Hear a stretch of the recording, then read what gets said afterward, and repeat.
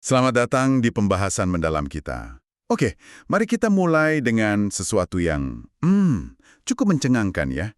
Sebuah gambaran besar dari mana kita berasal dan, sejauh mana kita sudah melangkah. Coba Anda bayangkan deh, sejak era pencerahan dimulai, itu sekitar akhir abad ke-18.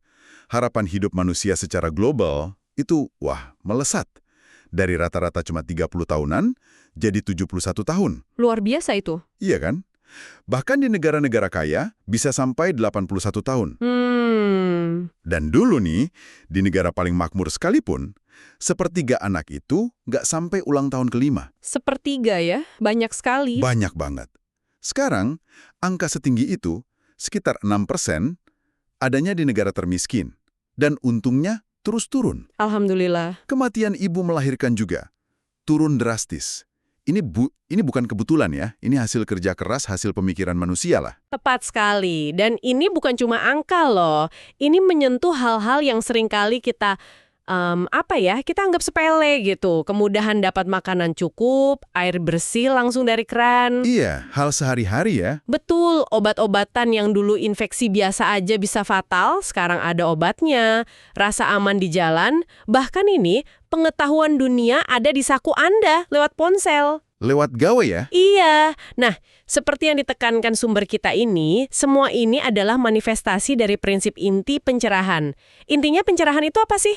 Sebuah keyakinan dasar bahwa kita bisa pahami dunia dan perbaiki nasib manusia lewat akal budi. Akal budi. Sains, observasi, pemikiran logis. Bukan semata-mata dogma atau tradisi.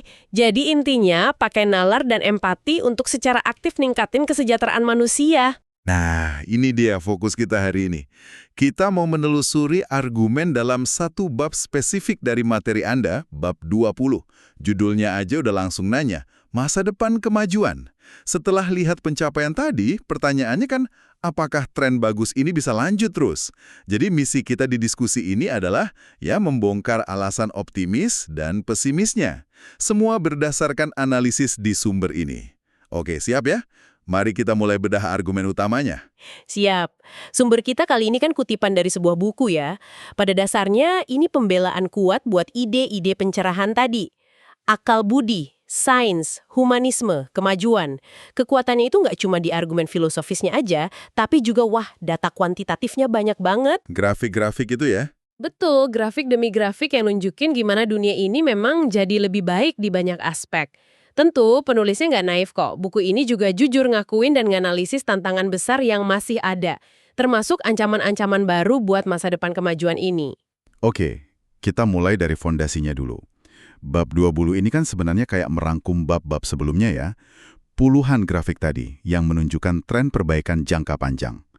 Mulai dari turunnya kemiskinan ekstrim, Iya. peningkatan kesehatan, harapan hidup, berkurangnya kekerasan, perang, Hak asasi manusia, demokrasi. meluasnya hak asasi, demokrasi, akses pendidikan, pengetahuan, sampai kualitas hidup di banyak tempat.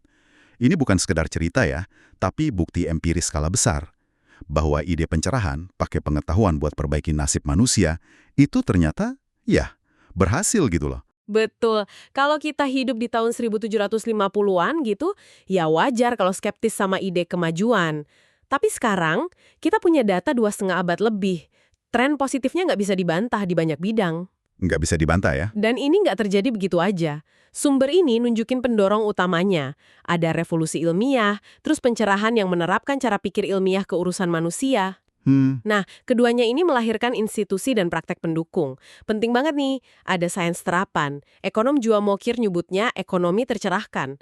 Terus ada penegakan hukum, perlindungan hak milik, kontrak yang bisa ditegakkan. Institusi-institusi kunci ya. Iya, dan juga pertukaran ide, barang, jasa antar negara. Globalisasi lah. Semua ini kalau kerja bareng, ya itu yang bikin inovasi tumbuh, kesejahteraan naik. Ini yang disebut ekonom Angus Deaton, The Great Escape, pelarian besar manusia dari kemiskinan dan kematian dini massal. Cuma merayakan sukses masa lalu kan ya. Dia juga ngasih lihat ada awan gelap nih sekarang. Dan disinilah bagian yang menurut saya sangat menarik. Relevan banget sama kondisi sekarang. Iya, betul. Sumber ini menyoroti fenomena yang disebutnya populisme otoriter. Ini ancaman serius katanya. Contohnya disebut langsung, kemenangan Trump di AS tahun 2016. Slogannya aja, Make America Great Again. Ngelihat ke belakang kan? Iya, nostalgia masa lalu. Terus ada Brexit di Inggris, penguatan partai populis, terutama sayap kanan, di Eropa. Datanya nunjukin suara mereka naik dari sekitar 5% di tahun 60-an jadi 13% lebih di 2016. Bahkan masuk koalisi pemerintah di 11 negara Eropa waktu buku itu ditulis. Ya, dan analisis di sumber ini nggak cuma nyatet fenomena loh, tapi mencoba membongkar kenapa ini dianggap bahaya banget buat kemajuan ala pencerahan. Intinya, argumen penulis tuh, populisme modern ini secara inheren merusak mesin kemajuannya. Merusak mesinnya ya. Gimana tuh? Ada beberapa alasan kunci yang diidentifikasi. Pertama, dia itu anti pencerahan secara filosofis. Populisme kan cenderung mengagungkan tribalisme ya, loyalitas buta ke kelompok kita versus mereka. Oh, oke. Nasionalisme sempit, proteksionisme ekonomi. Ini kan nabrak banget sama nilai pencerahan kayak kosmopolitanisme, kerjasama internasional, perdagangan bebas. Yang justru jadi motor kemajuan tadi ya. Tepat. Itu yang menurut data di sumber ini jadi salah satu motor pengentasan kemiskinan global. Itu yang pertama. Kedua, ada watak anti-fakta yang kuat. Anti-fakta. Iya. Gerakan populis sering nunjukin ketidaksukaan, bahkan penghinaan pada fakta objektif, data empiris, analisis ahli. Kalau itu nggak sesuai sama narasi emosional yang mau dibangun. Wah. Biasanya narasinya tentang kehebatan kelompoknya yang terancam pihak luar atau elit korup. Sumber ini ngutip data PolitiFact waktu kampanye 2016. Sekitar 69% pernyataan publik Trump itu dinilai sebagian besar salah, atau bahkan kebohongan luar biasa. Wow, 69% ya? Sikap meremehkan kebenaran objektif ini kan jelas meracuni diskusi publik yang sehat.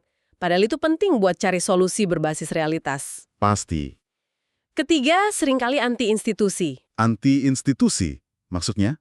Pemimpin populis sering nyerang pilar-pilar institusional penjaga stabilitas dan kemajuan. Kayak pengadilan independen, pres bebas, lembaga ilmiah, norma demokrasi liberal. Oh, lembaga-lembaga itu ya. Iya, termasuk lembaga dan perjanjian kerjasama internasional.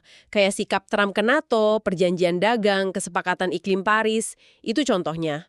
Keempat, ada potensi hambatan ekonomi.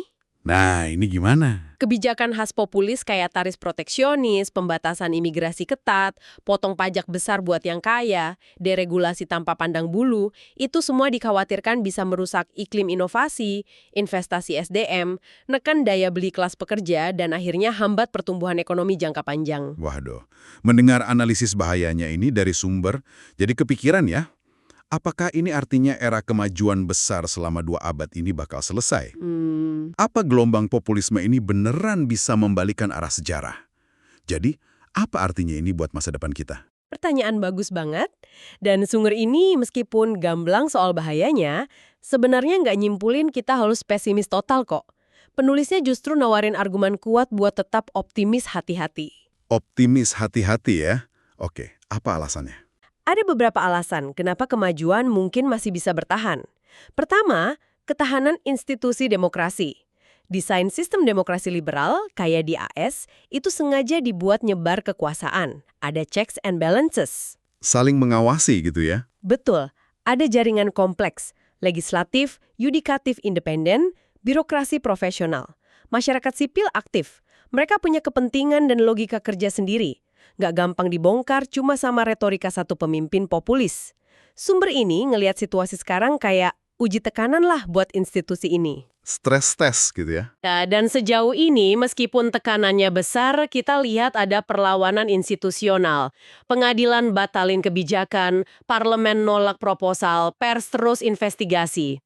Jadi kayak ada rem internal di sistemnya ya, yang dirancang buat melawan perubahan drastis yang merusak. Kurang lebih gitu, nggak sempurna, tapi ada ketahanan. Alasan kedua, populisme mungkin bukan takdir global. Kemenangan populis seringkali tipis banget selisihnya. Trump kalah suara populer 2016, Brexit 52-48. Tipis ya? Di sisi lain, ada pemimpin pro-pencerahan yang menang atau populer. Obama waktu lengser, Macron di Prancis. Jadi penulis berpendapat mungkin ini lebih ke mobilisasi efektif segmen demografis tertentu. Segmen tertentu. Porsinya.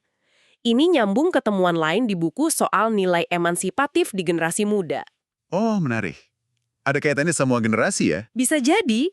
Alasan ketiga, penjelasan ekonomi murni ternyata kurang tepat. Nah, ini gimana? Kan sering dibilang karena ekonomi. Pas dibedah datanya, misal pemilu AS 2016, ternyata lebih kompleks. Dukungan buat Trump nggak melulu dari yang paling susah ekonominya. Justru yang berpendapatan rendah cenderung milih lawannya. Oh begitu. Sebaliknya, isu utama pendukung Trump itu soal imigrasi dan terorisme, bukan ekonomi pribadi. Ini nunjukin faktor non-ekonomi. Identitas budaya, ketakutan perubahan demografis, mungkin perannya lebih besar dari sekedar kesulitan ekonomi. Wah, ini penting. Berarti solusinya juga nggak bisa cuma fokus ekonomi ya? Betul. Kompleks masalahnya. Menarik banget ya, gimana data bisa bongkar asumsi umum. Nah, setelah bahas ancaman dan alasan optimis, kita balik ke fondasi dasarnya, kekuatan akal budi dan humanisme. Seberapa kokoh sih pilar pencerahan ini buat nopang harapan kemajuan di masa depan? Sumber ini sangat menekankan dua pilar ini, akal budi dan humanisme, itu fondasi paling kokoh buat optimisme jangka panjang. Pertama, soal akal budi, reason. Ada argumen filosofis kuat nih. Kalau Anda coba bantah kegunaan akal budi pakai argumen logis, Ya. Anda justru lagi pakai akal budi itu sendiri. Nggak bisa lepas. Oh iya ya, benar juga. Jadi akal budi itu bukan sesuatu yang kita percayai kayak dogma. Itu alat fundamental kita buat berpikir, bernalar, berdebat, prasyarat pengetahuan, susah digoyahkan. Kedua, soal humanisme. Moralitas humanistik tujuannya memaksimalkan kesejahteraan makhluk hidup yang bisa merasa, itu juga bukan preferensi subjektif semata.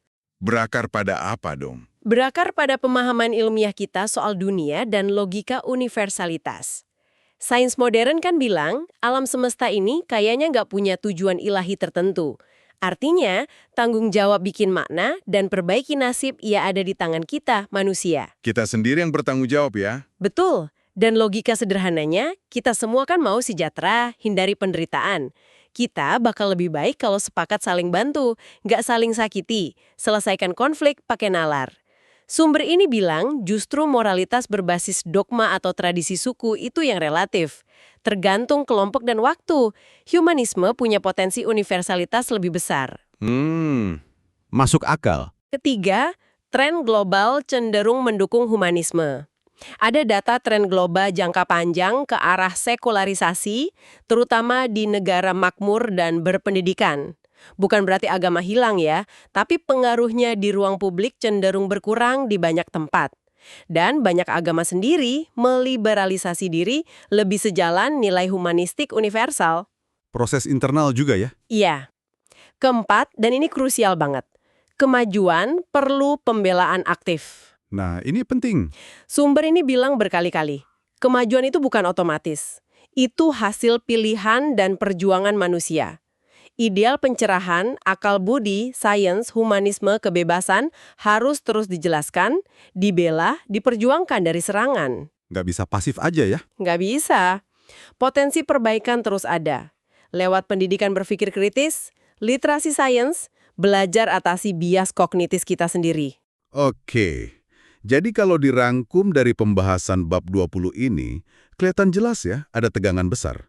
Satu sisi, bukti kemajuan pencerahan itu nyata, luar biasa dampaknya buat miliaran manusia. Betul. Sisi lain, ada ancaman nyata sekarang, terutama populisme otoriter yang nantang nilai-nilai itu. Tepat.